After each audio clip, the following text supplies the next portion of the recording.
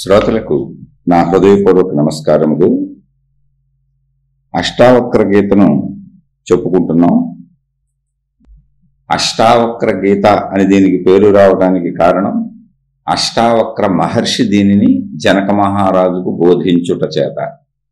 అష్టావక్రుడు అనేటువంటి పేరు ఆ మహర్షికి రావడానికి కారణం ఆయన తల్లి గర్భములో ఉన్నప్పుడే తన తండ్రి గారు ఉచ్చరిస్తున్నటువంటి ఆత్మజ్ఞాన సంబంధిత విషయ శ్లోకములలో దోషములను సూచించుట వలన తండ్రి ఆయనను, నన్ను నువ్వు దోషములు ఎత్తి చూపావు కనుక నువ్వు అష్టవంకరలతో పుట్టమని ఆయనను శపించారు అన్నది కథ విధానములో ఉన్నది. అయితే అక్కడ మనం గ్రహించవలసిన విషయం, అష్టవంకరలు అన్నప్పుడు ముందు శ్లోకాలు చెప్పుకున్నాం. అందులో మహర్షులు ఏది చెప్పినా మనకు అవసరమైనటువంటి జ్ఞానాన్ని ఇమిడ్చి చెప్తారు కనుక ఇక్కడ అష్టవంకరలను జయించిన వాడు అష్టావక్ర మహాముని. అష్టవంకరలు లేని విధంగా తనను తాను తయారు చేసుకున్నవాడు, అలా మనను కూడా తయారు చేసుకోమని చెబుతున్నవాడు అష్టావక్ర మహాముని. అందుకని ఆ స్థితిని జయించిన వారికి ఎలా జయించారో ఆ స్థితిని దాటితే ఎలా ఉంటుందో తెలుసు కనుక వారికి చెప్పేటువంటి అర్హత వస్తుంది. అష్టవంకరులు ఏమిటి అంటే, భూమి మీద ఉన్నటువంటి జన్మ తీసుకున్న ఏ మానవుడైనా పంచేంద్రియముల శరీరముతోనే జీవించాలి. శరీరములో పంచేంద్రియములు ఉంటాయి. ఈ పంచేంద్రియముల ద్వారా కోరికలను అనుభవిస్తూ మనిషి తిరుగుతూ ఉంటాడు. ఈ పంచేంద్రియ కోరికలకు బానిసై మనిషి అనేక తప్పులు చేస్తూ ఉంటాడు. అవే వంకరలు. అంటే వంకరగా ప్రవర్తిస్తాడు, అంటే తప్పుగా ప్రవర్తిస్తాడు. వంకర అంటే తప్పు. అంటే వంకరలు తిరగటానికి ఎన్ని అవకాశములు ఉన్నాయి మనిషికి అంటే 8 రకములైన అవకాశములు ఉన్నాయి. ఏంటది? నేను అన్న భావన. మొదటిది అహంకారము. అంటే అహంకార వంకర. నేను ఇంతటి వాడిని, నేను అంతటి వాడిని అని నాకు నేను ఒక గుర్తింపునిచ్చుకొని నా తోటి వాళ్లను నాకంటే తక్కువగా భావించుకుంటా. ఇది ఒక వంకర. లేదు, నాకంటే ఎక్కువగా భావించుకొని వాళ్ళ ప్రాపకము అంటే వాళ్ళ యొక్క అనుగ్రహము, వాళ్ళ వలన లాభములు ఆశించి వాళ్ళు మనకేదో మేలు చేస్తారని వారి వద్ద నటిస్తూ వారి వెంటబడటం. ఈ 2 చర్యలు ఏదో ఒకటి చేస్తూ ఉంటుంది అహంకారం. అంటే అందితే జుట్టు, అందకపోతే కాళ్ళు. ఇది అహంకార లక్షణం. అంటే వంకర తిరిగే అవకాశం అక్కడ ఉంది మనిషికి. మొదటిది నేను, అహంకారము. 2 బుద్ధి, విచక్షణ జ్ఞానము చెప్పవలసినటువంటిది. అంటే ఇది తప్పు, ఇది రైటు, ఇది చెయ్యొచ్చు, ఇది చెయ్యకూడదు అని చెప్పవలసినటువంటి బుద్ధి. ఆ విషయాలు చెబుతూనే బలముగా ఉన్నటువంటి మనసును అనుసరించి సాగిపోద్ది, బలముగా ఉన్నటువంటి అహంకారమును అనుసరించి సాగిపోద్ది. అంటే ఇవి బలముగా వంకర తిరిగితే బుద్ధి కూడా వంకర బుద్ధి అయిపోద్ది. అంటే అక్కడ మళ్ళీ వక్ర మార్గం పట్టేటువంటి దారి ఉంది. వక్ర అంటే 8 వక్ర మార్గములు పట్టే అవకాశం ఉంది. 1 అహంకారం ద్వారా, 2 బుద్ధి ద్వారా, 3 మనసు ఇంద్రియములచే మనం గ్రహించినటువంటి శరీరము అనుభవించినటువంటి విషయముల సమూహం మనసు. కోరికల పుట్ట. అది నిరంతరం కదులుతూ మనిషిని వేదనకు గురి చేస్తూనే ఉంటుంది. అది మంచిగా కదిలినా చెడుగా కదిలినా దాని నిరంతర కదిలిక మనిషిని అవిశ్రాంతుణ్ణి చేస్తూ ఉంటుంది. ముందు అది గుర్తుపెట్టుకోవాలి. ఒకవేళ అది మంచిగా కూడా కదలొచ్చు, కానీ 24 గంటలు అది కదులుతూనే ఉందనుకోండి మంచిగానే, ఎక్కడ కాసేపు నిద్రపోవాలి, శరీరం శిథిలం అయిపోద్ది. అందుకని చాలామంది మేమేదో మంచి చేస్తున్నాం, మేలు చేస్తున్నాం అని అవిశ్రాంతంగా కదులుతూ తిరుగుతూనే ఉంటారు. అదొక గొప్పతనం అనుకుంటారు, కానీ దానివల్ల వాళ్ళు క్షీణ దశకు వచ్చేస్తారు. వాళ్ళను చూసి ఎవరైనా నేర్చుకుంటే అలా ఏదైనా కూడా తగుమాత్రంగా మాత్రమే చేయాలి. అతి సర్వత్ర వర్జేత్. అనారోగ్యములు వస్తాయి, మానసిక అనారోగ్యములు వస్తాయి, శారీరక అనారోగ్యములు వస్తాయి. అదేంటండి, మంచి ఎక్కువ చెయ్యాలి కదా, మంచి కోసం, స్వరాజ్యం కోసం పోరాడి ఎంతోమంది చనిపోయారు. ఎంతో మంచి కోసం గురువులు మహాత్ములు నిరంతరం మంచి చేయటం కోసం వాళ్ళ జీవితాలు అంకితం చేస్తారు. మీరు మంచిని కూడా ఎక్కువ చేయకూడదు అంటున్నారు ఏంటండి అని మీరు అనొచ్చు. నేను కొంతమంది గురువులను మహాత్ములను ఆ స్థితిలో ఉన్న వాళ్ళని చాలా దగ్గరగా చూశాను. పాపం వాళ్ళు నిద్రపోలేక నిరంతరం యవ్వనంలో ఉన్నప్పుడు అలవాటు చేసేసి శరీరానికి తిరగటం, ఇష్టం వచ్చినట్టు తిరగటం, ఏదో ఆ కార్యమని ఈ కార్యమని దైవ కార్యమని అన్ని మంచి పనులే. ఓ మనుషుల్ని వేసుకొని తిరుగుతూ తిరుగుతూ తిరుగుతూ మనసుకు అది అలవాటైపోయి ఇంద్రియములను అదుపు చేయలేక మనసు నిలబడక స్లీపింగ్ పిల్స్ వేసుకు పడుకునేటువంటి మహాత్ములైన గురువుల్ని చూశాను. అనేక వ్యాధులు వచ్చేసినాయి, షుగర్లు, బీపీలు, నిద్రలేమి.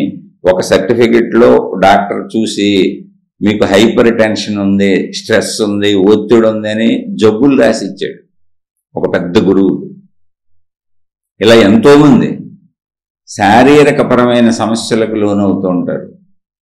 సత్కార్యములు కూడా నువ్వు నిలబడుతూ నీ చుట్టూ ఉన్న వాళ్ళని నిలబెడుతూ మళ్ళీ అటువంటి గురువులను అనుసరించి నిరంతరం తిరుగుతూ సరైనటువంటి విశ్రాంతిని శరీరానికి ఇవ్వకుండా రోగగ్రస్తులై ఆ గురువులను అనుసరించి తిరిగిన శిష్యులు ఎంతోమంది తెలుసు. అయితే ఎవరిని ఇక్కడ విమర్శించాలన్నది కాదు, అతి సర్వత్ర వర్జయేత్. అతి అనేది ఎక్కడా పనికిరాదు. అది మంచికైనా చెడుకైనా. చెడైతే అసలు పనికిరాదు. మంచికైనా నీ శారీరక సామర్థ్యమును మానసిక సామర్థ్యమును పాడు చేసుకోకుండా, బుర్ర పాడైపోకుండా చేయాలి. లేదంటే ఏంటి, ఇంత మంచి పనులు చేస్తున్నాడు, ఇంత మంచి మహానుభావుడు, ఇంత గురువు, ఇంత ఉన్నత స్థానంలో ఉన్నాడు, ఈయనేంటి చంచల స్వభావంతో మాట్లాడతాడు, చంచలంగా ప్రవర్తిస్తాడు, ఇప్పుడొకటి చెబుతాడు, అప్పుడొకటి చెబుతాడు, పొద్దున ఒకటి చెబుతాడు, సాయంత్రం ఒకటి చెబుతాడు. ఎందుకంటే వయసు పెరుగుతున్న కొద్దీ స్వభావంలో నిలకడ ఉండలేదు. దానికి తిరగటం అలవాటైపోయింది. విశ్రాంతి తీసుకోలేకపోతున్నాడు, కాసేపు పడుకోలేకపోతున్నాడు, పడుకోవడానికి బిళ్ళలు వేసుకుంటున్నాడు. అనేక వ్యాధులు వచ్చేసినాయి, జబ్బులు వచ్చేసినాయి.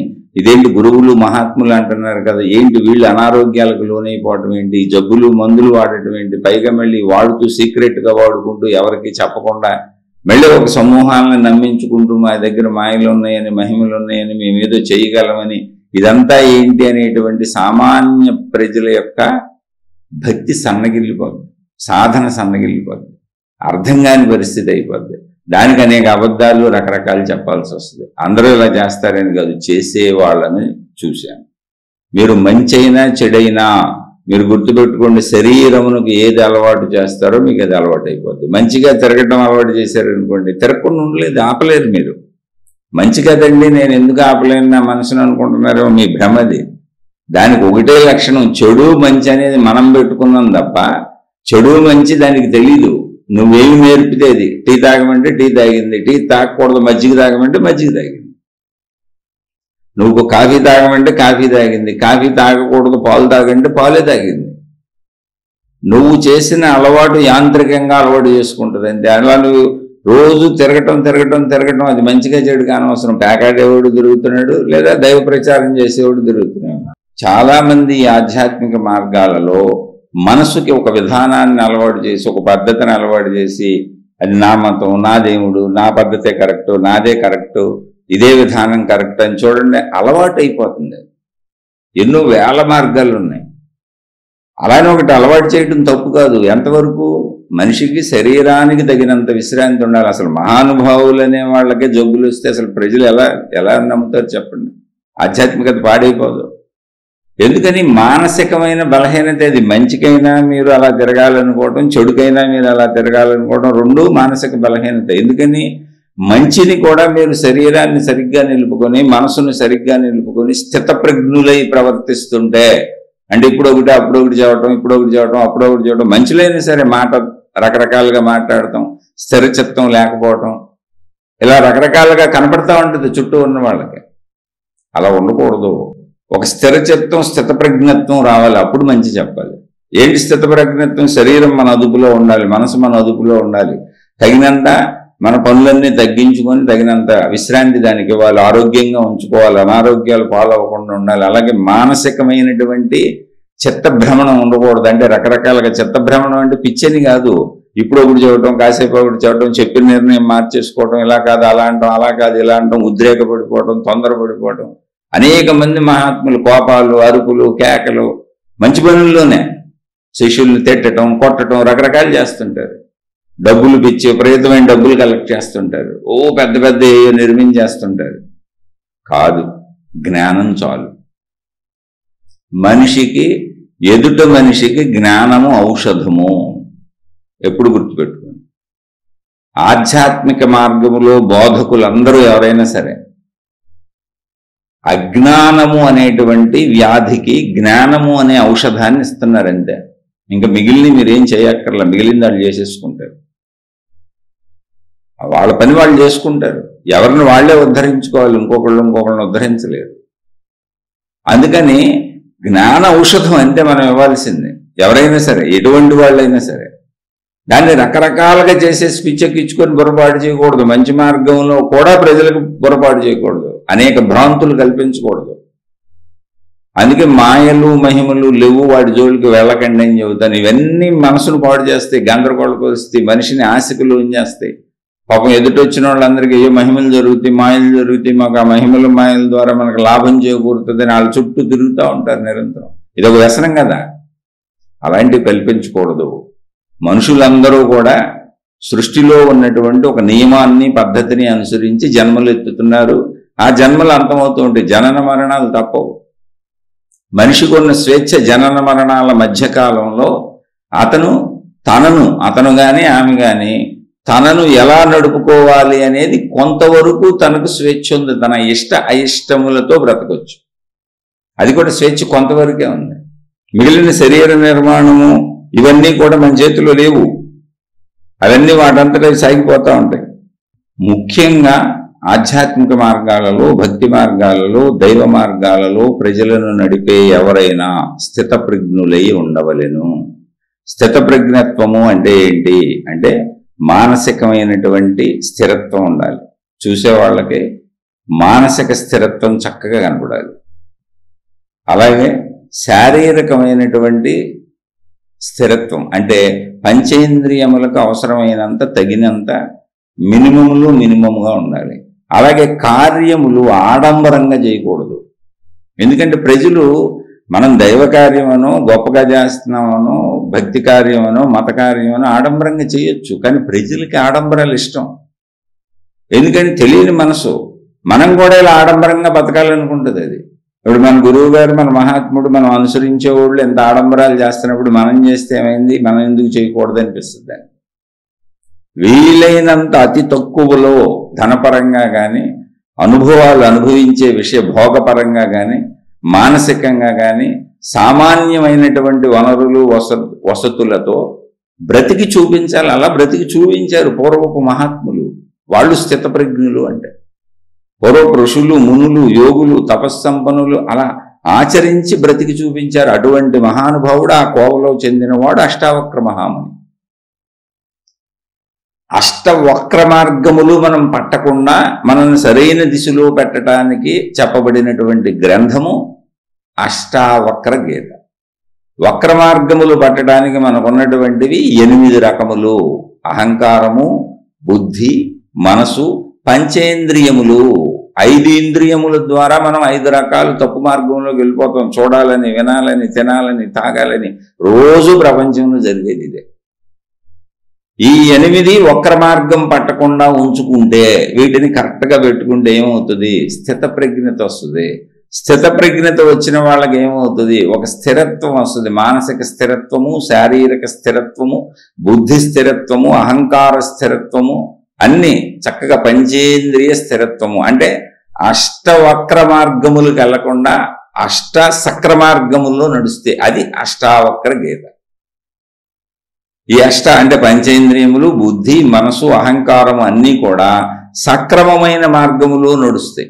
అలా నడవటానికి ఏంటి సక్రమమైన మార్గము?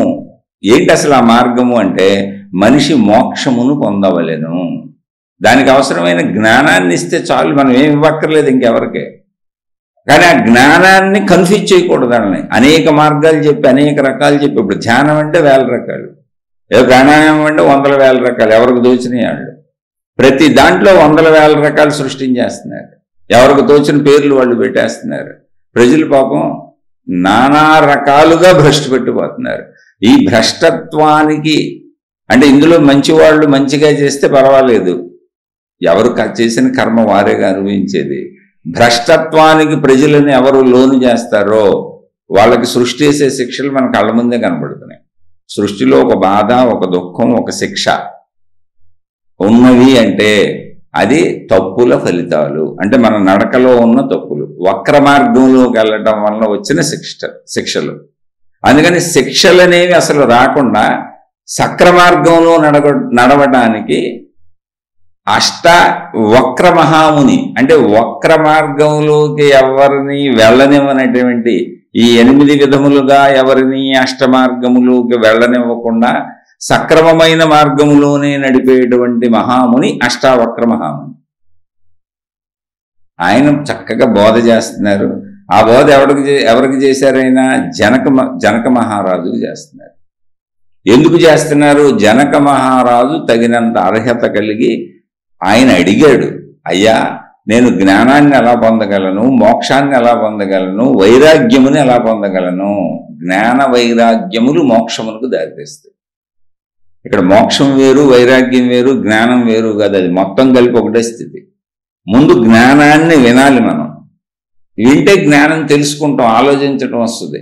ఏంటి జ్ఞానం అంటే? సంపూర్ణమైనటువంటి మోక్షమును పొందిన స్థితి పూర్ణ జ్ఞానం. మనం వినేది స్టార్టింగ్ వినికిడి జ్ఞానం. పూర్ణ జ్ఞానమును పొందిన అంటే మోక్షమును పొందినటువంటి వాళ్ళు, పూర్ణ జ్ఞానం ఎవరు పొందారో వాళ్ళు విరాగులయ్యి ఉంటారు. అటువంటి వాళ్ళు సమాజానికి నిజమైన త్రోవ చూపించేటువంటి మహాత్ములు. ఈ మహాత్ముల ముసుగులో కొంతమంది దూరిపోతూ ఉంటారు, కన్ఫ్యూజ్ చేస్తుంటారు ప్రజల్ని. ఏమీ లేదు ప్రజల్లో. ఏంటి కన్ఫ్యూజన్ ఎందుకు చేస్తారంటే మనిషికి ఉండే సహజ కోరికలు, ధనకాంక్ష, కీర్తికాంక్ష, అందరూ నన్ను పొగడాలి, అందరూ నన్ను ఏదో చెయ్యాలి. ఏముంది? అనాదిగా గ్రంథాల్లో ఉన్నప్పుడు హిరణ్యకశిపుడు ఉన్నాడు, ఏముంది నేనే దేవుడని పూజించండి, అసలు దేవుడు ఎక్కడ లేడు అన్నాడు. ఇప్పుడు రాజ్యానికి రాజు అయ్యాడు, బలం వచ్చింది. అలా ఒక పిచ్చి ఉంటుంది, జనం నన్ను పూజించాలి, నన్ను ఆరాధించాలి, నా వెనకాల పడాలి. ఇలా అందరిలో అన్ని గుణాలు ఉంటాయి. ఆ గుణాలే వక్ర మార్గాలు. దాన్ని సక్రమమైన మార్గంలో పెట్టుకుంటే ఏమవుతుంది అంటే నేను అనంత ఆత్మస్వరూపుడను అన్న ఏకత్వ ఎరుకు వస్తుంది. అసలు దాన్ని మించిన సంపద కానీ, దాన్ని మించినటువంటి గొప్పది కానీ అసలు ప్రపంచంలో ఉంటుందా? మొత్తం నేనే అన్న భావం ఒక్కసారి కలిగితే ఊహించండి. అసలు ఆ భావం వైపు తీసుకెళ్తున్నారు మన. అది కేవలం భావరూపము, వస్తువు కాదు, పదార్థం కాదు, మహిమ కాదు, మాయ కాదు, అక్కడ ఏమీ లేదు. భావ మార్పు జరుగుద్ది. ఆ భావం సత్యమా కాదా అంటే 100% సత్యం. మరి నేను శరీరాన్ని కాదా అండి? ఇప్పుడు ఈ శరీరం తప్ప అండి? కానే కాదు. ఈ శరీరము 100 సంవత్సరముల సత్యం. శతమానం భవతి శతాయు, అంతే. ఇది 100 సంవత్సరాలు దీనికి సత్యం. ఇది 100 సంవత్సరాల తర్వాత ఈ శరీరం అనేది ఉండదు. మరి నా మనసు నిజం కాదండి? ఇప్పుడు మనసు ఉంది కదండి, శరీరాన్ని నడిపే మనసు. ఆ మనసు నిజం కాదండి? మనసు నిజమేనైనా అది అబద్ధమని ఎవరన్నారు? అది కూడా నిజమే. 100 సంవత్సరాల శరీరం అంతమైపోయిన తర్వాత మనసును నువ్వు గ్రహించి నీ అంతట నువ్వు నిర్మూలించుకునే వరకు ఆ మనసు కొత్త శరీరాలను ధరించి మరలా జన్మలు ఎత్తుతూనే ఉంటుంది. ఎందుకని అది సత్యమే కనుక. అది కూడా సత్యమే.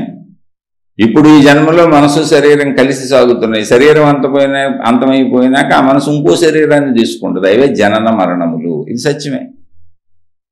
ఇలా ప్రతి 100 సంవత్సరాలు పుడతా ఉంటావు, చేస్తుంటావు, అంతే. ఎందుకని? మనసు ఏంటని నువ్వు అర్థం చేసుకొని మనోనిర్మూలనం జరిగే వరకు జరుగుతూనే ఉంటుంది. ఎందుకంటే మనసు అనేది శక్తికి నశింపు లేదు.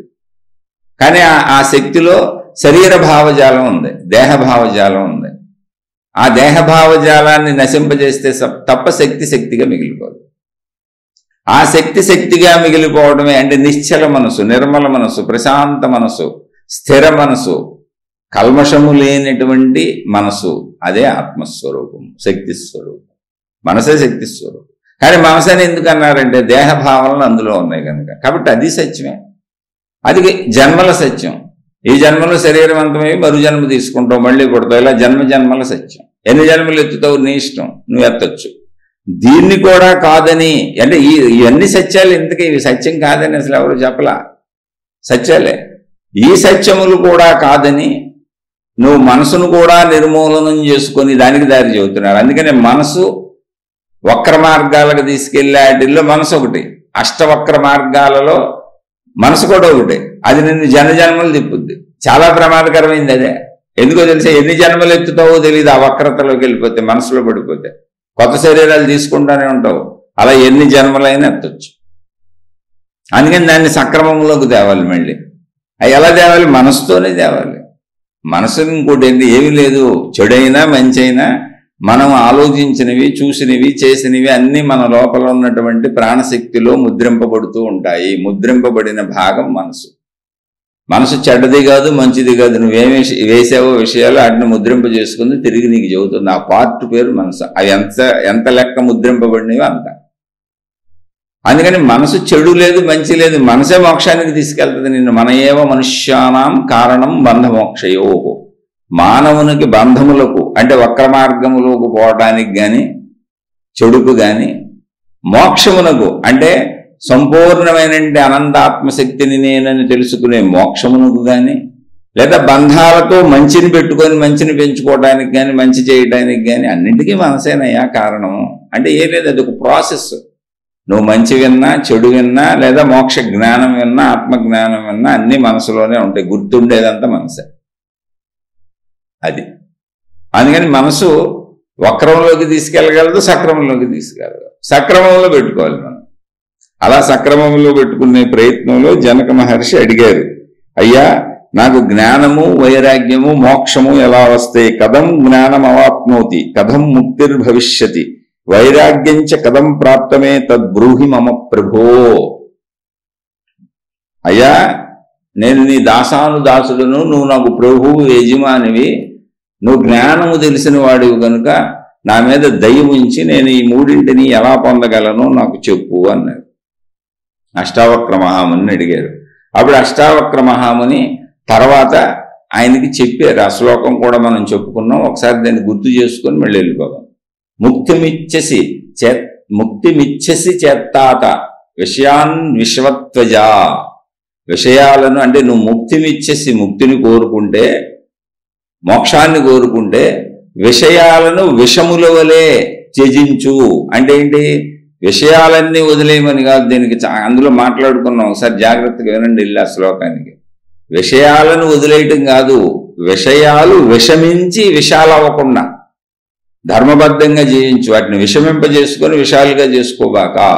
మిగిలినవన్నీ అవసరమే, ఇంద్రియాలన్నీ అవసరమే, శరీర నిర్మాణం అంతా అవసరమే.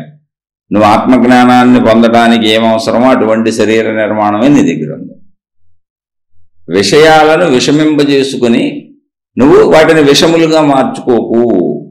క్షమ, ఆర్జవ, దయ, తోష, సత్యం, పీయూషవద్భజ. క్షమ క్షమించటం, ఆర్జవం రుజువర్తనం, దయ ఇతరుల పట్ల దయ కలిగి ఉండటం, సంతోషం నిరంతరం సంతోషమైనటువంటి తృప్తి కలిగిన మనసుకు సంతోషం ఉంటుంది. సంతోషం ఎక్కడ ఉంటుందంటే తృప్తి కలిగిన మనిషికి నిరంతరం సంతోషంగా తృప్తిగా ఉండటం, ఎల్లప్పుడూ సత్యమునే అన్వేషిస్తూ సత్యమును తెలుసుకుంటూ సత్యముతోనే కలిసి జీవించు. సత్యములోనే ఉండు, ఆ సత్యమే మోక్షం అవుతుంది. సత్యవంతుడుగా సత్యాన్నే చెప్పు, సత్యవంతురాలుగా సత్యాన్నే చెప్పు, సత్యాన్ని తెలుసుకునే ప్రయత్నం చేయి. ఆటోమేటిక్గా మోక్షానికి వెళ్ళిపోతావు. ఈ లక్షణాలు ఉండాలయా. ఇవన్నీ అమృత సమానమైనవి.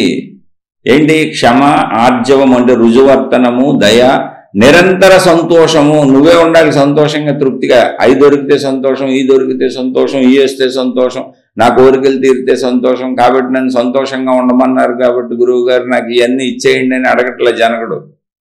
అడగడు కూడా. ఎందుకని ఆయనే తన రాజ్యము, తన తనువు, తన మనస్సు ఆయనకి అర్పణ చేసేసాడు. ఎంత అర్పణ చేశాడు? పై మాటకు కాదు, మాట్లాడకుండా చెల్లించకుండా అలా ఒక రాతి స్తంభము వల్లే ఉండిపోయాడు. అలా చాలా కాలం ఉండిపోయాడు ఆయన. కనీసం మంచినీళ్ళు కూడా తాగలే. మళ్ళీ ఆయన వచ్చి చెప్పేవారు, ఎందుకంటే నాకు మనసు లేదు, మీకు ఇచ్చేసాను అన్నాడు.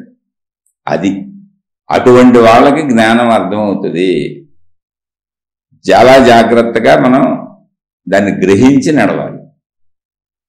అంటే అంత గట్టి పట్టుదల కావాలి, ఇక్కడ తెలుసుకోవాలి. అలానే అనుభవించొద్దా విషయాలు?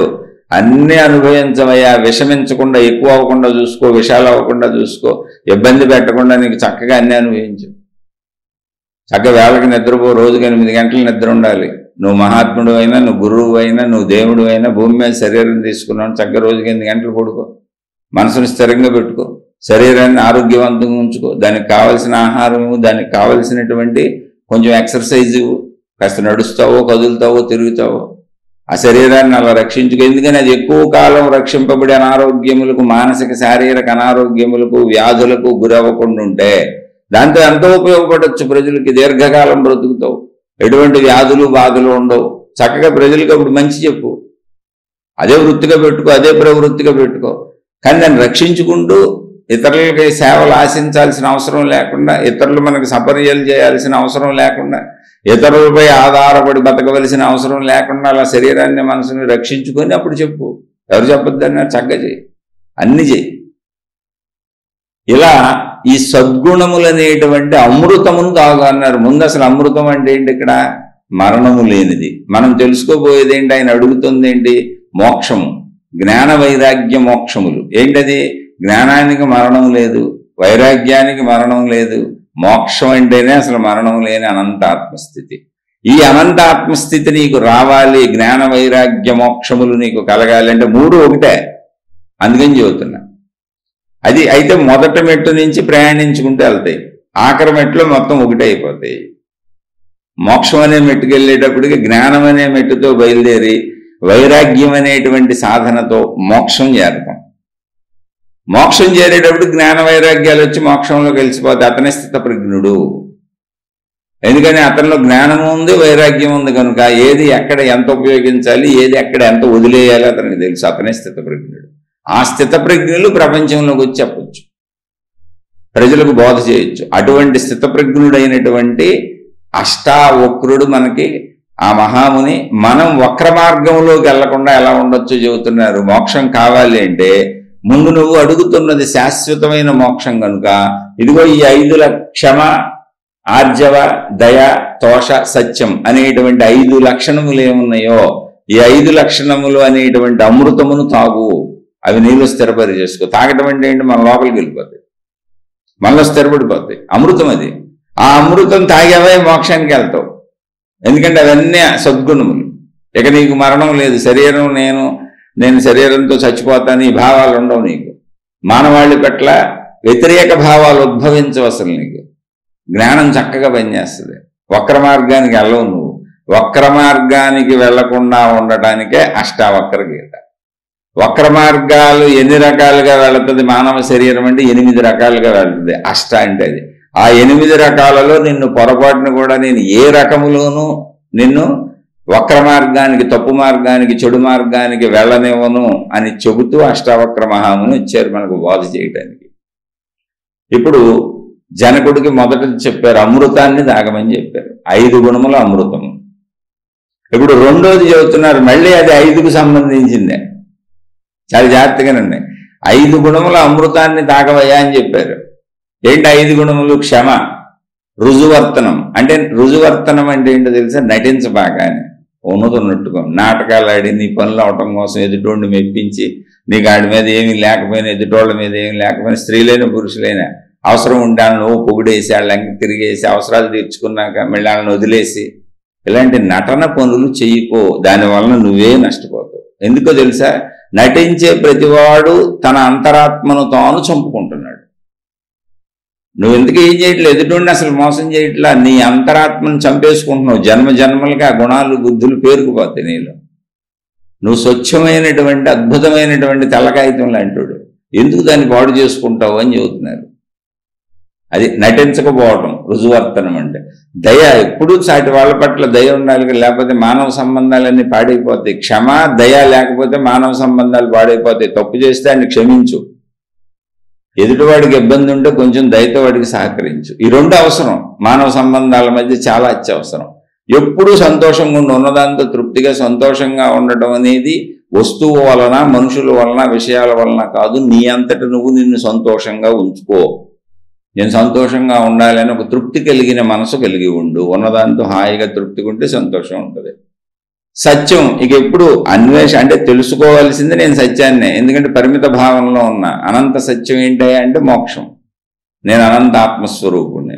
అసలు ఈ సృష్టి అంతా ఏంటి, నేనేంటి, జరుగుతున్నది ఏంటి, ఇదంతా తెలుసుకునే ప్రయత్నం చేయి, సత్య ప్రయత్నం అది.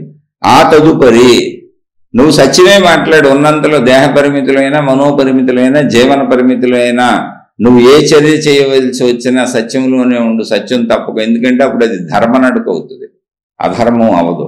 అందుకని 5 అమృతములు నిన్ను శాశ్వతంగా రక్షిస్తూ కాపాడుతూ మోక్షం వరకు చేరుస్తే నీకు మరణం ఉండదు. అంటే దేహభావంలో నేను చనిపోతాననే భావన నుంచి నిన్ను జయింపజేస్తే అటువంటి అమృతాన్ని ముందు తాగు. ఎందుకంటే మోక్షాన్ని అడిగావుగా, అందుకని ముందు నీకు అమృతం ఇచ్చేసాను, తాగు. ఇప్పుడు రెండవది మళ్ళీ 5, మళ్ళీ 5 సంఖ్య. ఇక్కడ ఈ రెండవ దాంట్లో కూడా 5 గురించి చెబుతున్నారు. ఏంటంటే నా పృథ్వీ నా జలం నా అగ్ని, నా పృథ్వీ నా జలం నా అగ్ని నా వాయుర్జౌర్న వా భవాన్. నా పృథ్వీ నా జలం నా అగ్ని నా వాయుర్ నా జౌ అంటే ఆకాశం. ఇవన్నీ నా అంటే ఏంటి? కాదు అని. నువ్వు నా పృథ్వీ, నువ్వు భూమివి కాదు, నువ్వు జలానివి కాదు, నువ్వు అగ్నివి కాదు, నువ్వు వాయువు కాదు, నువ్వు ఆకాశము కాదు. ఏషాం సాక్షిణమాత్మానం చిద్రూపం విధిముక్తయే. ఇక్కడ జాగ్రత్తగా తెలుసుకోవాలండి. ఇక్కడ వాడబడిన పదాలు జాగ్రత్తగా తెలుసుకోవాలి. వీటన్నింటికి ఏషాం సాక్షిణమాత్మానం, నువ్వు సాక్షి మాత్రుడు వీటన్నింటికి. సాక్షి ఏంటండి? రోడ్డు మీద వెళ్తున్నాం అనుకోండి, మనం ఒక బస్సు ఎవరినో గుద్దేసింది, చూసాం మనం, సాక్షి. మనం దూరంగా నుంచొని చూసాం, మన గుద్దలేదు, ఎవరికో యాక్సిడెంట్ అయింది చూసాం. ఎదురుగా అక్కడ ఇప్పుడు కోర్టులో ప్రవేశపెడతారు, సాక్షులను ప్రవేశపెట్టండి అంటారు, మనం వెళ్ళినాం. యాక్సిడెంట్ జరిగింది, నువ్వు చూసావా? నేను చూశానండి. ఏమైంది, ఏం జరిగింది? ఈ బస్సు అతను రోడ్డు క్రాస్ చేస్తున్నాడండి, అతను వచ్చి కొట్టేసిందండి. ఎవరికి తప్పు? ఎక్కడ కొట్టింది, ఏం కొట్టింది వివరంగా అడుగుతారు. అంటే ఏం లేదండి, బస్సు అయింది, ఏం తప్పు లేదు, ఇదిగో ఈయన ఈ రోడ్డు మీద వెళ్ళి ఆయనే బస్సు వెళ్తుంటే ఈయన గౌక్కుని దాటేద్దామని పరిగెత్తి అడ్డం వెళ్ళిపోయాడు. బస్సు సడన్ బ్రేక్ వేసేటువంటి ఛాన్స్ కూడా లేదండి. బస్సు ఆయన పాపం కరెక్ట్గానే వచ్చాడు, ఈయనే తొందరపడి వెళ్ళిపోయాడు కనుక బస్సు ఆయన్ని కొట్టేసింది. సాక్షి చూసింది, జరిగినట్టు చెప్పాను. అంటే ఏంటి? నాకు దాంతో ప్రమేయం లేదు, బస్సు నాకు సంబంధించింది కాదు, బస్సు డ్రైవరు నాకు సంబంధించిన వాడు కాదు, ఆ యాక్సిడెంట్ జరిగినటువంటి వాడు నాకు సంబంధించినటువంటి వాడు కాదు. అసలు నాకేం లేదు, నేను సాక్షిని, వాళ్ళు ఎవరో కూడా నాకు తెలియదు. అలాగే నువ్వు పృథ్వీ కాదు. అంటే పంచభూతములతో మన శరీరం తయారైంది, చుట్టూ ఉన్న ప్రకృతి అంతా పంచభూతాలమయము. ఇది నిజమే, అందులో అబద్ధమేం లేదు. పంచభూతాలు కనపడతానే ఉన్నాయి, భూమి అక్కడ ఉంది, జలం అక్కడ ఉంది, అగ్ని ఉంది, వాయువు ఉంది, ఆకాశం ఉంది, అన్నీ ఉన్నాయిగా. కానీ వీటన్నింటికీ మూలమైనటువంటిది శక్తి, ఆత్మశక్తి. ఆ శక్తి పేరు ఆత్మ. దాని వలన దాని లోపల ఇవన్నీ ఉన్నాయి. అంటే ఆఖరికి ఉన్నదేంటి, మొట్టమొదట ఉన్నదేంటి అంటే శక్తి. శక్తిలో ఇవన్నీ తయారవుతున్నాయి, మళ్ళీ ఇవన్నీ మారిపోయి శక్తిగా ఉంటున్నాయి. శక్తి ఎప్పుడూ ఉంటుంది. శక్తికి రూపములకు నశింపు లేదు, శక్తి శాశ్వతం, రూపములు నశించిపోతాయి. అందుకని రూపము ధరింపబడింది. నా పృథ్వీ అనే రూపం ధరించబడింది. నువ్వు పృథ్వీ కాదు, అది మారిపోద్ది. ఎందుకని? దానికి ఆధారం ఆత్మశక్తి. నా జలం, నా అగ్ని, నా వాయువు, ఆకాశము కూడా నువ్వు కాదు. పంచభూతములకు సంబంధించింది ఏది నువ్వు కాదు. ఇది తెలుసుకో. మరి ఎవరు నువ్వు? వీటన్నింటికి సాక్షి. వీటన్నింటిలో ఉండి వీటన్నింటిగా మారి మళ్ళీ ఇవన్నీ రూపాంతరము చెంది ఏ ఆత్మశక్తిగా మారిపోతున్నాయో ఆ శక్తి స్వరూపంలో వీటన్నింటి యొక్క మార్పులను, వికారములు గమనిస్తున్నటువంటి సాక్షివి నువ్వు. చిద్రూపం, సాక్షిణమాత్మానం చిద్రూపం. నువ్వెవరో? చిత్ రూపం. చిత్ అంటే ఏంటి? చైతన్యము, చైతన్య శక్తి, ఎరుక శక్తి ఉంటుంది చూడండి మనలో. ఒక ఎరుక, ఒక స్ఫురణ, ఒక చైతన్య శక్తి, ప్రాణశక్తి. దానికి నశింపు లేదు. అదే మనలో ఉన్న ఎరుక, అదే మనలో ఉన్నటువంటి ఒక స్ఫురణ, అదే మనలో ఉన్నటువంటి ఒక జాగృత స్థితి, మెలకువ స్థితి. అదే మనలో ఉన్న చైతన్యం. దానికి ఎప్పటికీ నశింపు లేదు. దానికి నశింపు ఉండదు. నువ్వు ఒక చిద్రూపానివి. విద్ధి ముక్తయే, విద్ధి ముక్తయే, మోక్షమును తెలుసుకో. విద్య అంటే తెలుసుకో, ఇది తెలుసుకో. నువ్వు సాక్షివి, చిద్రూపానివి, సాక్షివి అని తెలుసుకో.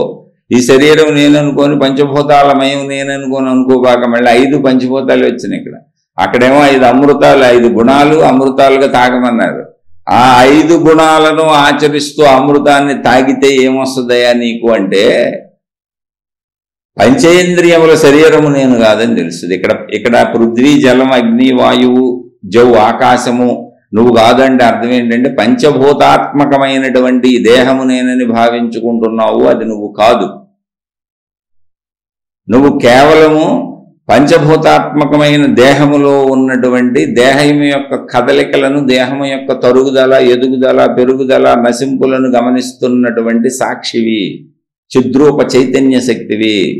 ఆ దేహాన్ని నిలుపుతున్నది నువ్వే, సాక్షిగా ఉండి నిలుపుతున్నావు.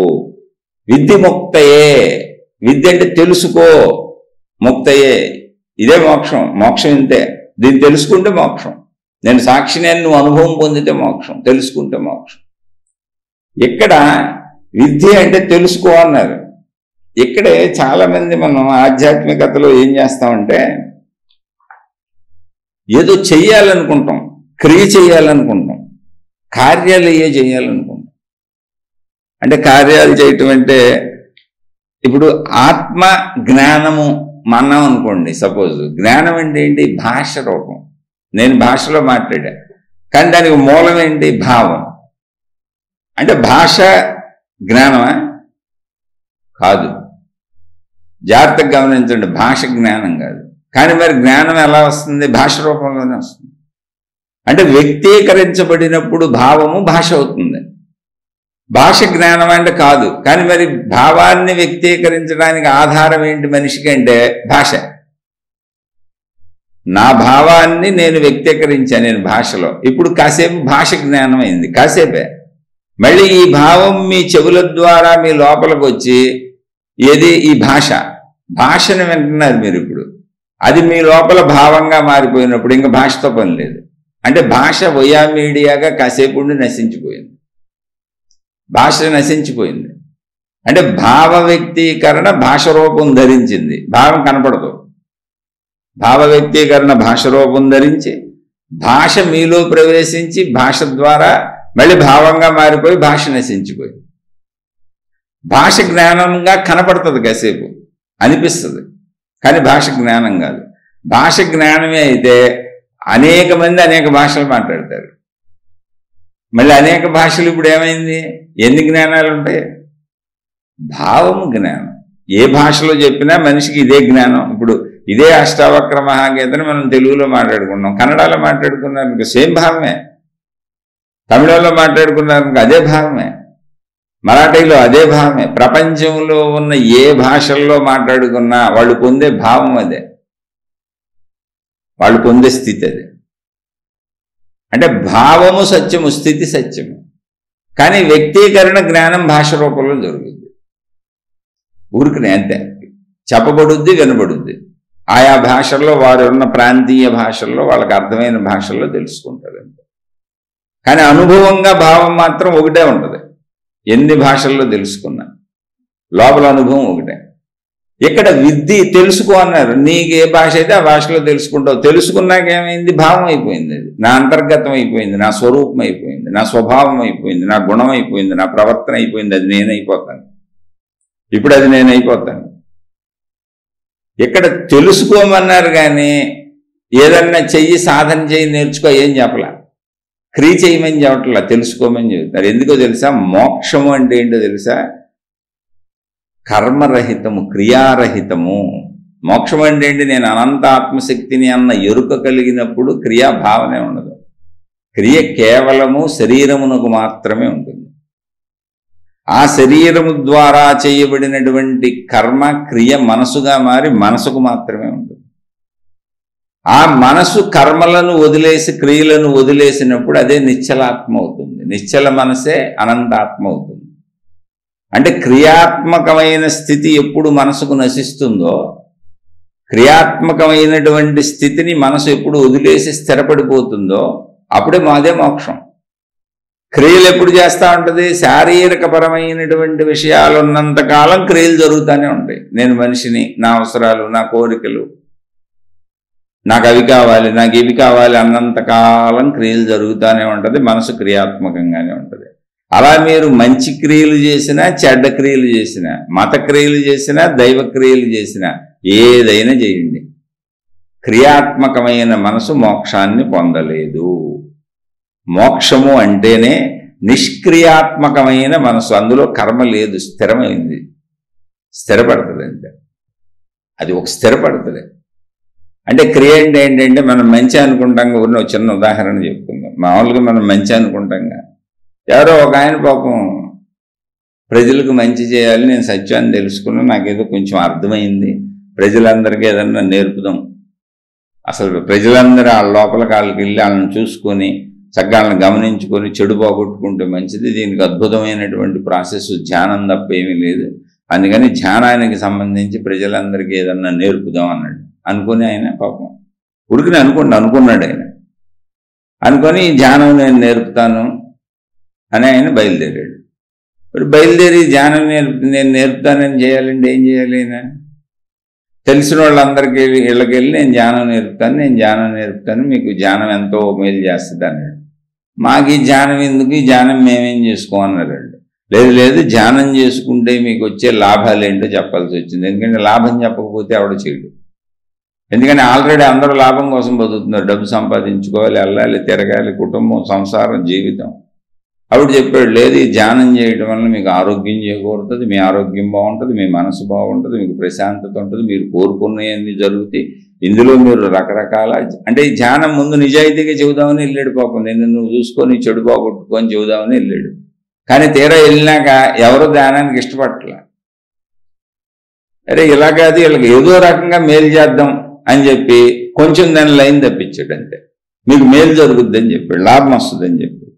ఏ లాభం వస్తుందనండి ముందు మరీ ఏం చెబుతాం, ఉన్న సత్యమే చెబుదాం. ఎందుకంటే సత్యం కోసం బయలుదేరాడుగా పాపం, నీలో చెడు బాగొట్టుకోవాలని బయలుదేరాడుగా.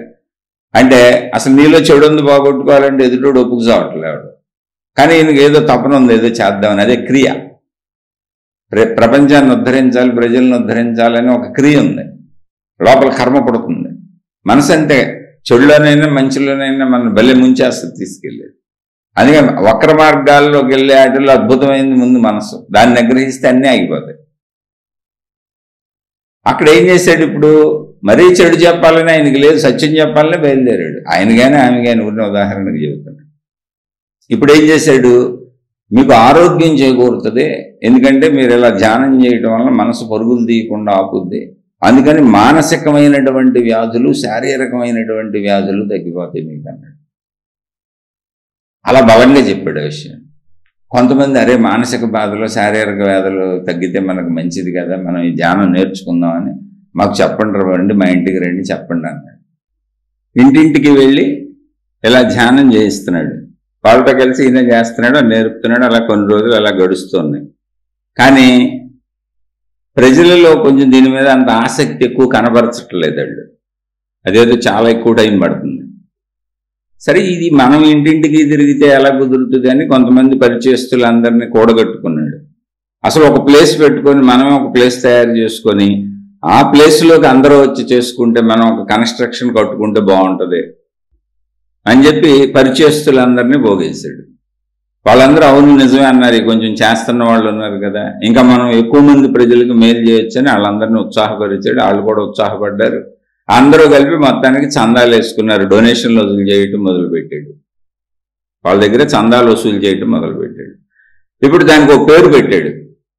ఇప్పుడు తాను మరి స్థాపించాడు కదా ఆ విధానం, అవన్నీ మళ్ళీ ఏదో ఒక పేరు పెట్టాలి, దీనికి ఏదో విధానం, మళ్ళీ కడతనం, స్థలం కొంటనం, కట్టడం ఇవన్నీ ఉంటాయని దానికి ఒక పేరు పెట్టి దాన్ని రిజిస్టర్ చేసి దానికి కొంతమంది సభ్యుల్ని చేర్చుకొని మళ్ళీ కనుక బాగా నమ్మకం ఉన్న వాళ్ళని మొత్తం మెయిన్ దానిగా ఉండి ఆ వచ్చిన డొనేషన్లు అన్నీ కూడా ఒక బ్యాంక్ అకౌంట్ పెట్టి ఆ బ్యాంక్ అకౌంట్లో వేసి సంస్థ తరపున దాని చెక్ పవరు, దాని చెక్ సైన్ తానే పెట్టుకున్నాడు. మళ్ళీ ఎవరికప్ప చెబితే ఏం చేస్తారు అని ఇలా అన్నీ వెళ్తున్నాడు, ఇంటింటికి చెబుతున్నాడు.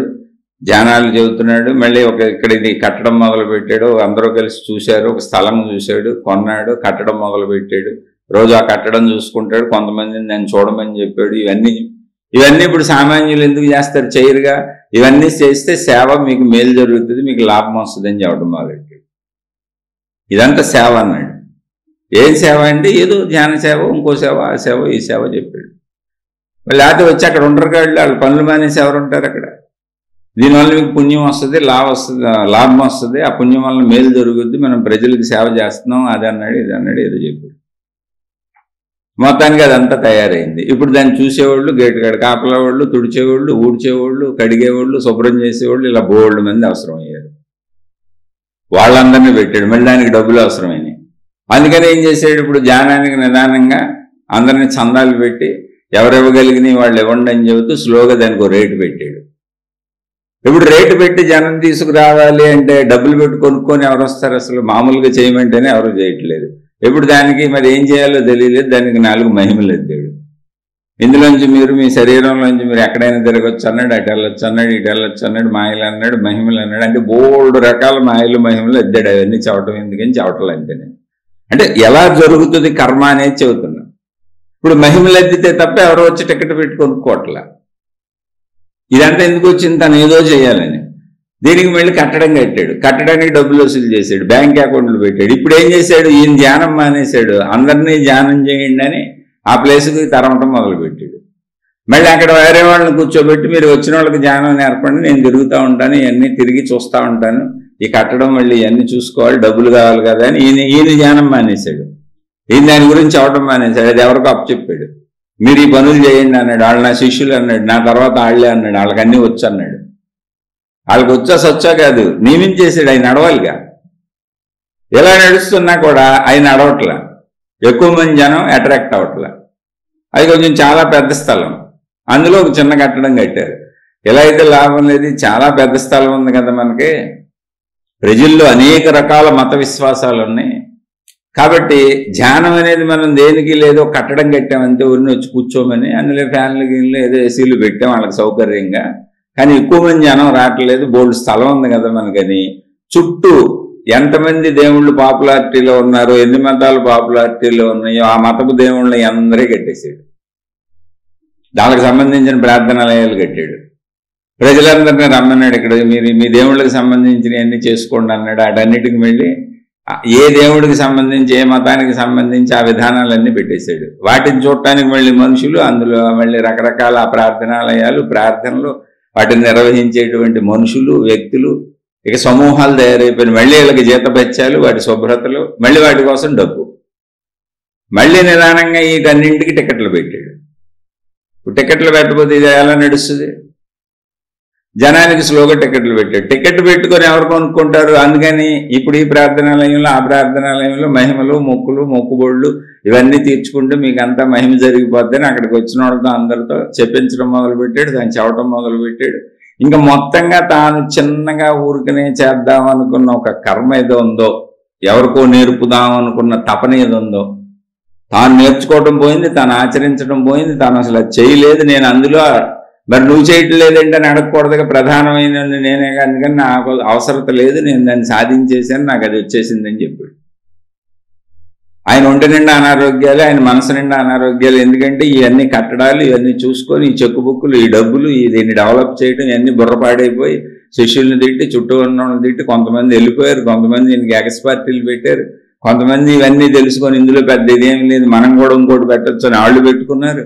రకరకాలుగా ఈయన నుంచి చీలిపోయి అనేక మార్గాలు, అదే పేర్లు కొద్ది కొద్దిగా మార్చి, అదే విధానాలు కొద్ది కొద్దిగా మార్చి ఈయనకి వ్యతిరేకంగా ఎంతోమంది పెట్టారు. ఈయన అనుసరించేవాళ్ళు, ఈయన వ్యతిరేకించేవాళ్ళు, వీళ్ళకి ఘర్షణలో ఇలా మొత్తంగా అది ఎక్కడికో వెళ్ళిపోయింది. కానీ ప్రజల్ని నమ్మించే విషయంలో మాత్రం నేను దాన్ని పొందేశాను అన్నాడు. పొందేశానికి నేను చేయాల్సింది ఏమీ లేదు, నాకు వచ్చేసింది ఓన్లీ నేను మీకు మేలు చేయడానికి శరీరం ధరించి వచ్చాను అన్నాడు. అనారోగ్యాలతో ఆ శరీరం కుంగి కృషించి రకరకాల వ్యాధులకు లోనే, గుండెపోట్లు, కిడ్నీలు చెడిపోవటాలు, మైండ్ స్ట్రోకులు అన్నీ వచ్చినాయి. రకరకాల డయాబెటీస్లు, బీపీలు, బోల్డ్ జబ్బులు వచ్చినాయి. ఇవన్నీ ఏంటంటే ప్రజల కర్మలను నేను స్వీకరిస్తున్నానని చెప్పాడు. మళ్ళీ తన చుట్టూ ఉండి తన ఉండేవాళ్ళందరినీ కూడా మహిమలో మాయలతో నమ్మించాడు.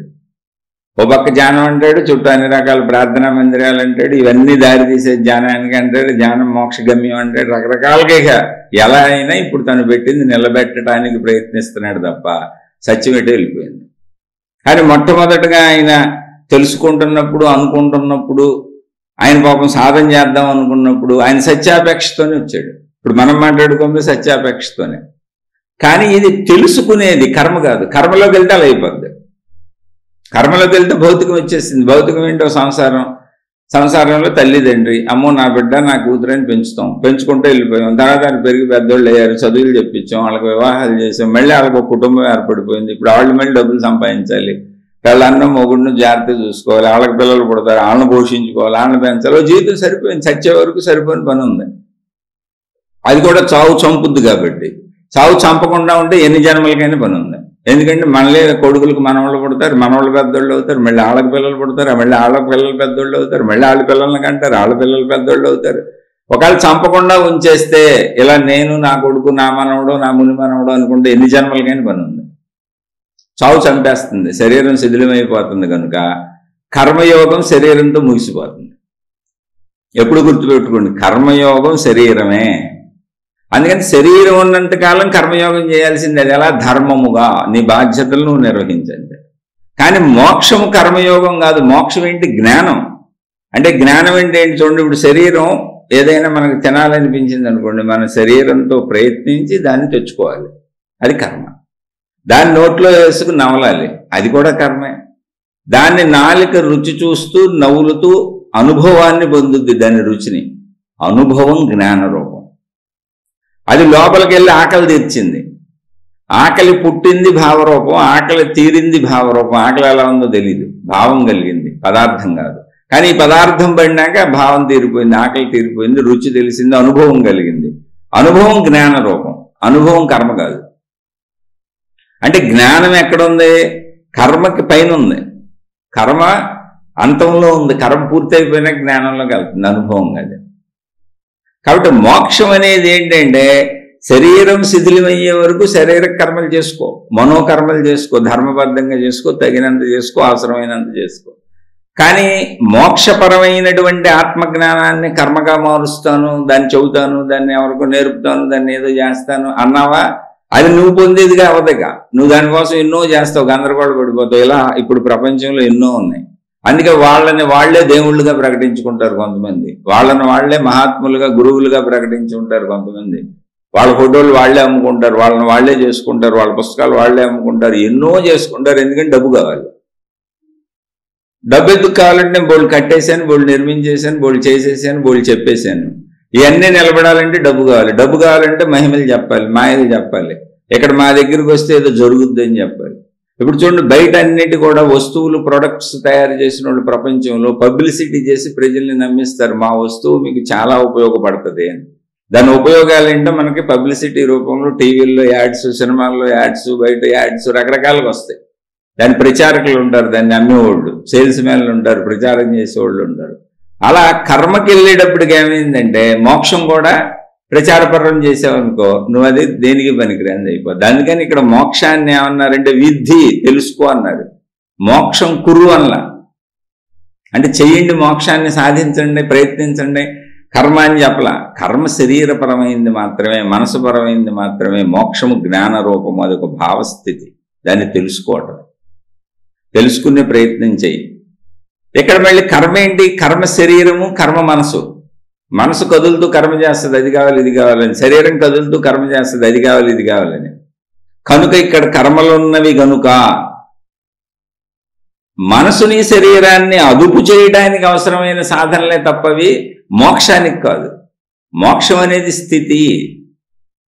మానసిక శారీరక అదుపు కోసం నువ్వు కర్మలు చేసుకుంటున్నావు. అది జ్ఞానంతో చేయగలిగితే చేసుకో, లేకపోతే ధ్యానం చేసుకో. ధ్యానం ఏంటి? కదలకుండా కూర్చుంటావు.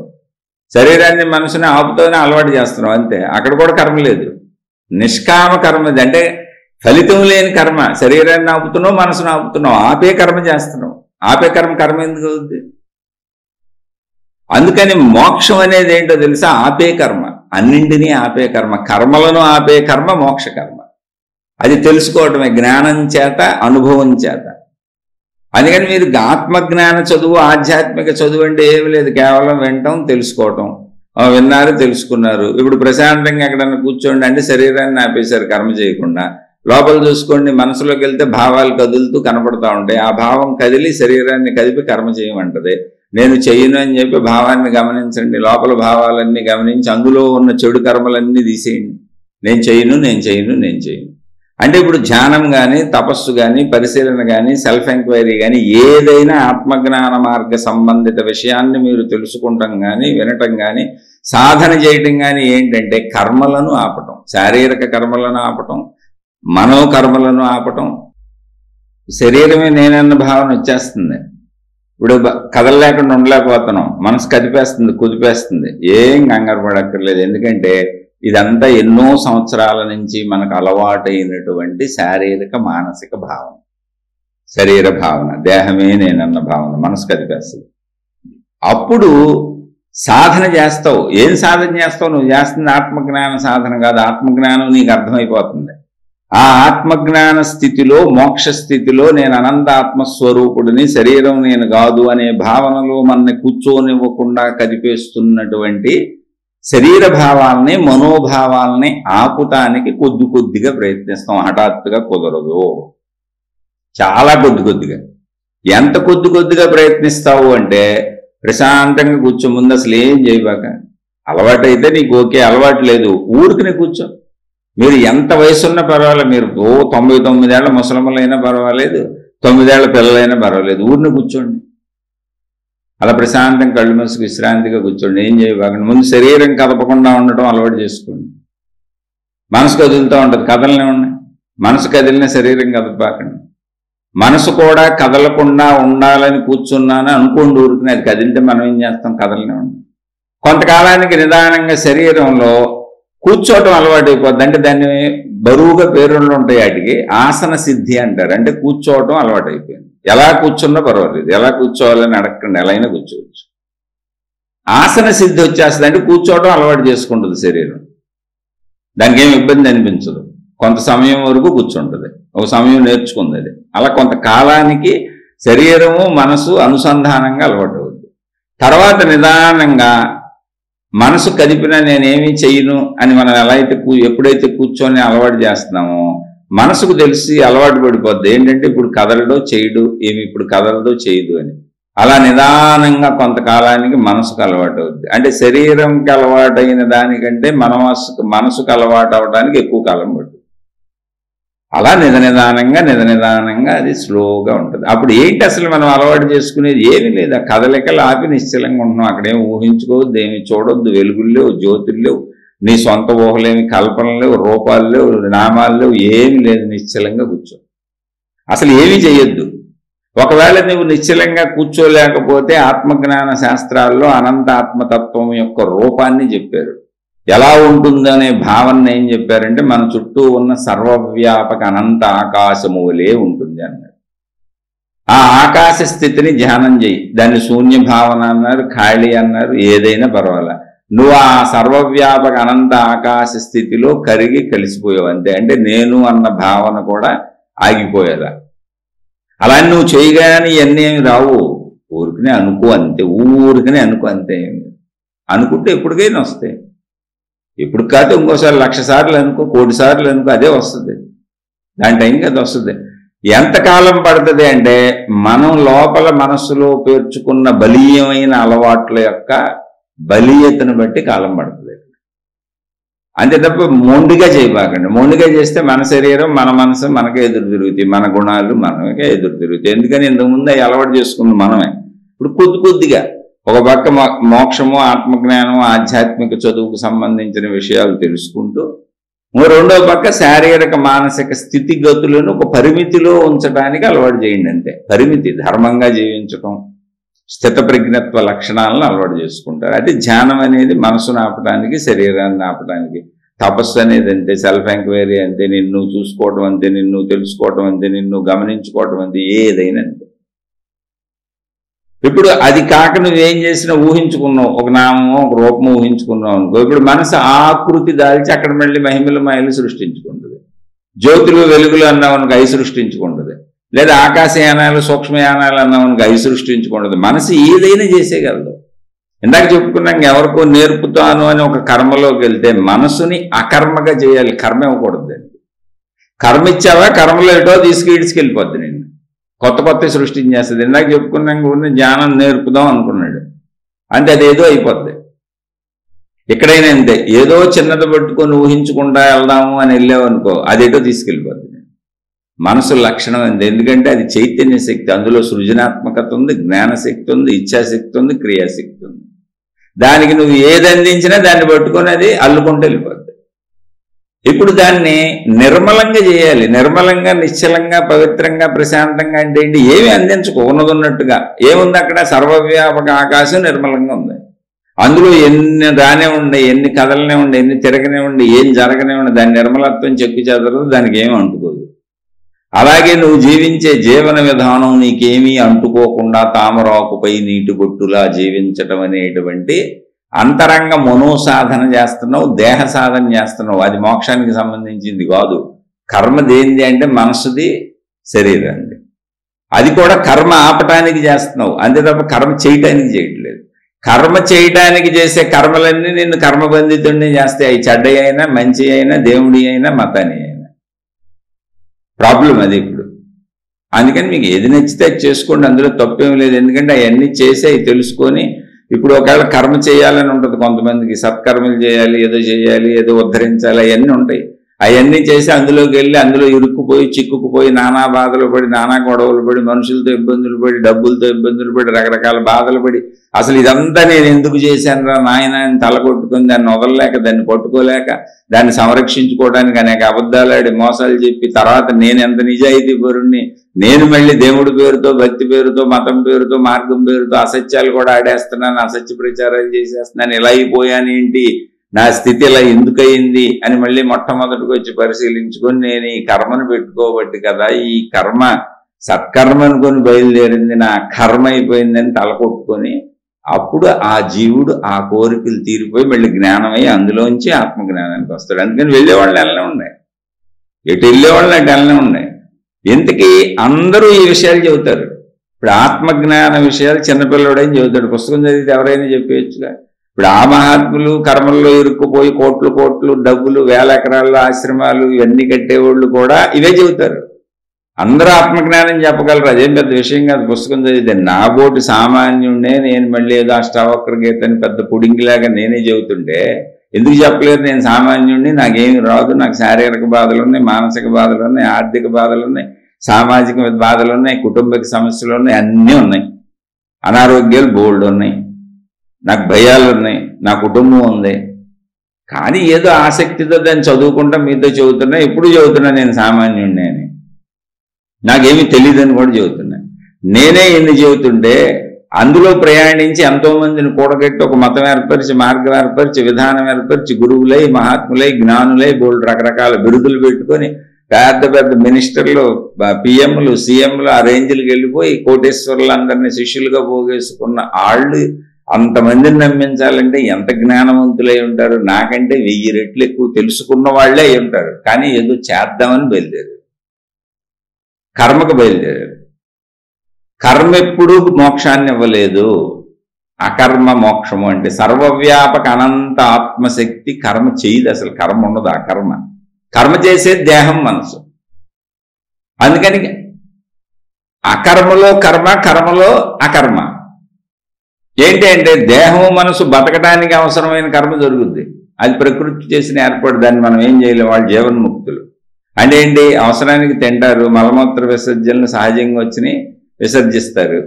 సహజ శరీర నిలుపుదలకి ఏం అవసరం అవి చేస్తారు, ఊపిరి పీల్చుకోవటం, ఇవన్నీ మామూలుగా. అంటే అది కర్మ అంటే కాదు, అది శరీరంలో సహజంగా జరిగే కర్మ. ఆకలేస్తుంది, శరీరంలో పుడుతుంది, అది తిన్నారు. మలమూత్ర విసర్జనలు శరీరం స్పందిస్తుంది, చేశారు. ఊపిరి పీల్చుకుంటుంది, వదులుతుంది, శరీర స్పందన. అంటే వాళ్ళు కర్మలో లేరు, ఇచ్ఛాపూర్వక కర్మ లేదు, కానీ కర్మ ఉన్నట్టు కనపడుతుంది. తింటున్నట్టు, తాగుతున్నట్టు, పడుకుంటున్నట్టు, లేస్తున్నట్టు, మాట్లాడుతున్నట్టు.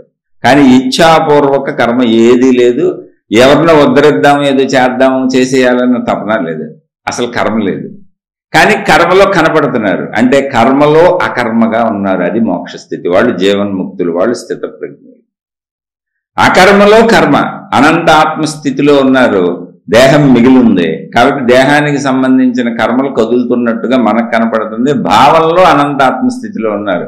అనంత ఆత్మస్థితి, మోక్షము, ఆత్మజ్ఞానము ఏది చెప్పినా ఇదంతా కూడా కేవలం భావరూపము, జ్ఞానరూపము. అంటే ఏమి లేదు. శరీరం ఉన్నంత వరకు శరీరాన్ని నిలుపుకోవాల్సిందే. శరీరం ఉన్నంత వరకు మనసు ఉంటుంది.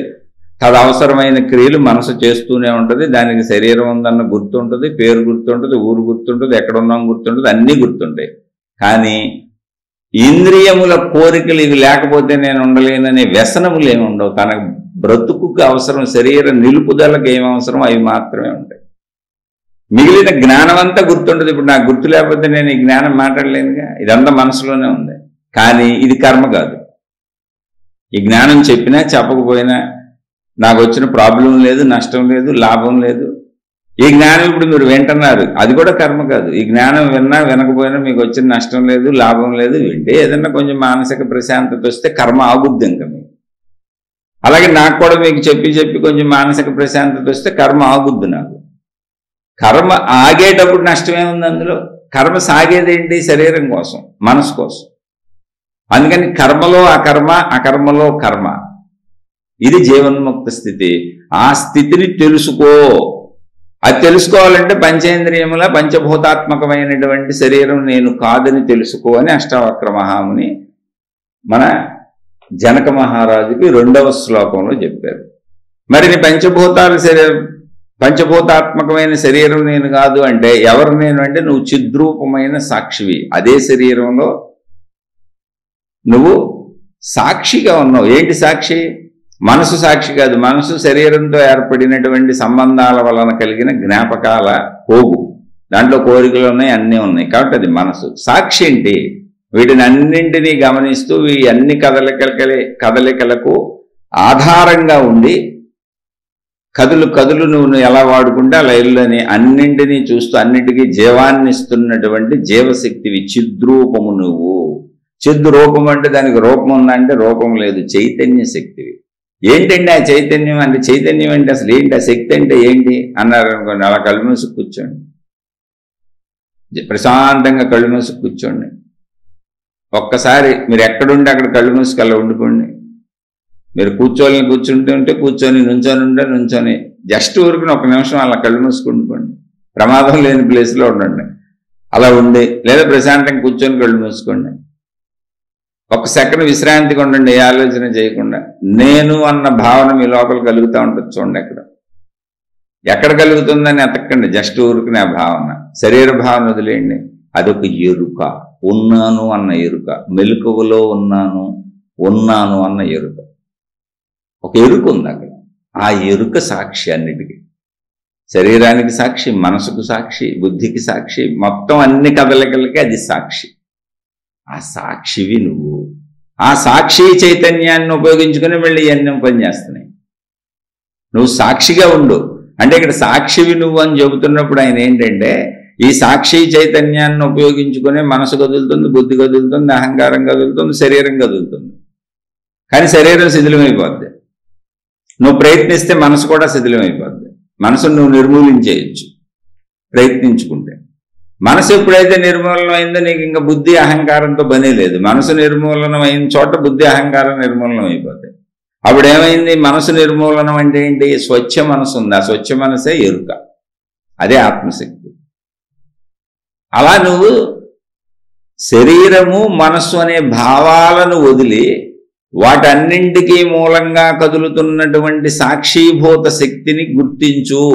అక్కడికి వచ్చేయి, అక్కడుండు, సాక్షిగా చూస్తా ఉండు అని చెప్పారు. అంటే వదులుకుంటూ రావాలి, వాటిని వెనక్కి రావాలి. ఇదంతా సాధన జరగాలి. సాధనలో క్రియ ఏమన్నా ఉందంటే ఏమి లేదు, అర్థం చేసుకోవడం ఉంది. అక్కడ క్రియ ఏముంది చెప్పండి? క్రియ లేదు. ఒకవేళ క్రియ ఉంటే ఏముందంటే మనసును ఆపటానికి, శరీరాన్ని ఆపటానికి ఆపే క్రియ ఉంది. ఆపేది క్రియ ఎట్ట అవుద్ది? చేస్తే క్రియ అవుద్ది, కానీ ఆపేది క్రియ అవ్వదుగా. అందుకని కర్మలో అకర్మ, అకర్మలో కర్మ. కర్మ ఉన్నట్టు కనపడుతుంది కానీ కర్మ లేదు. ఆపే క్రియ ఇప్పుడు కూర్చున్నారు, ధ్యానం చేస్తున్నారు, తపస్సు చేస్తున్నారు, పరిశీలనలో ఉన్నారు, సెల్ఫ్ ఎంక్వైరీ చేసుకుంటున్నారు, కళ్ళు మూసి కూర్చున్నారు. చూసిన వాళ్ళకి మీరు ఏదో చేస్తున్నారంటారు.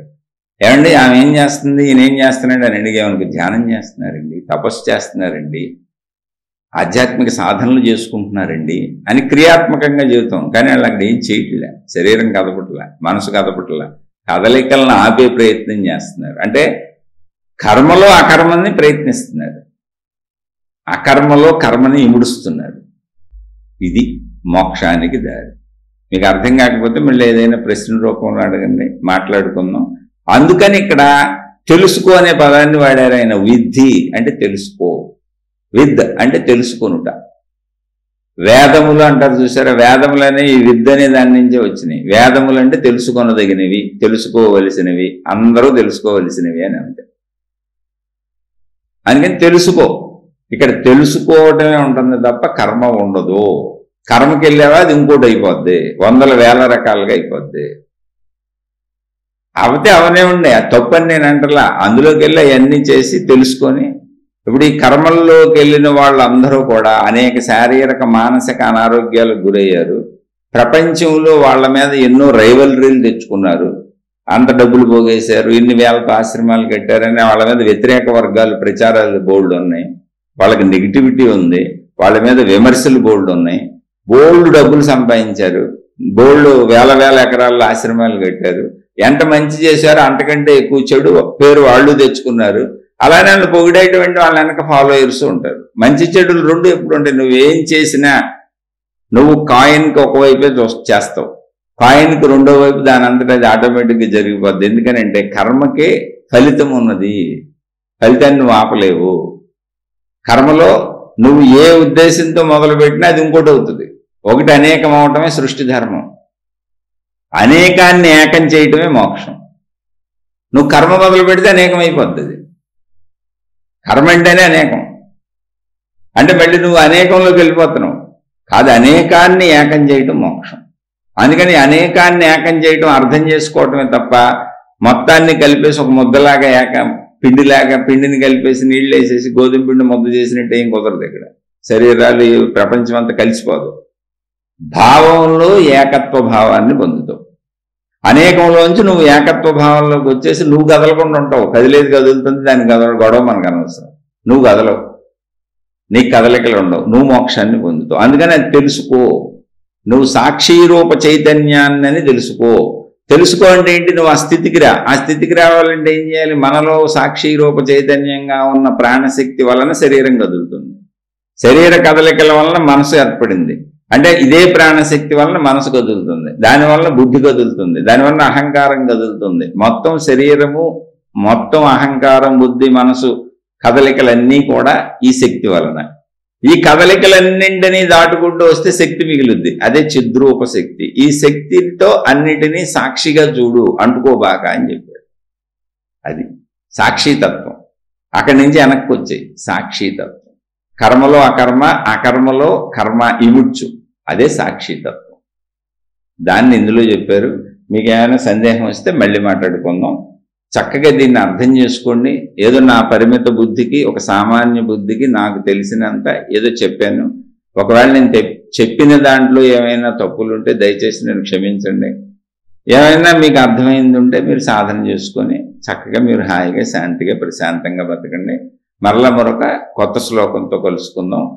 అష్ట వంకరలు మనకు పోగొట్టడానికి, మనం వక్ర మార్గంలోకి వెళ్లకుండా ఉండటానికి అష్టావక్ర గీతను, అష్టావక్ర మహాముని చెప్పారు.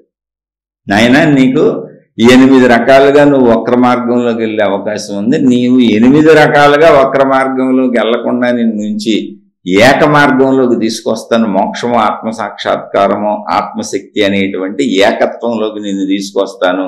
8 నుంచి 1కి నిన్ను ప్రయాణింపజేస్తాను అని మహాత్ముడైనటువంటి అష్టావక్రుల వారు జనకుల వారికి బోధిస్తున్నటువంటి ఆత్మతత్వం ఇది. దాన్ని మనం ఇప్పుడు చెప్పుకుంటున్నాం. శుభమస్తు. మీకు మీ కుటుంబ సభ్యులకు మేలు చేకూరుగాక. మరలా మరొక కొత్త శ్లోకంతో కలుసుకుందాం.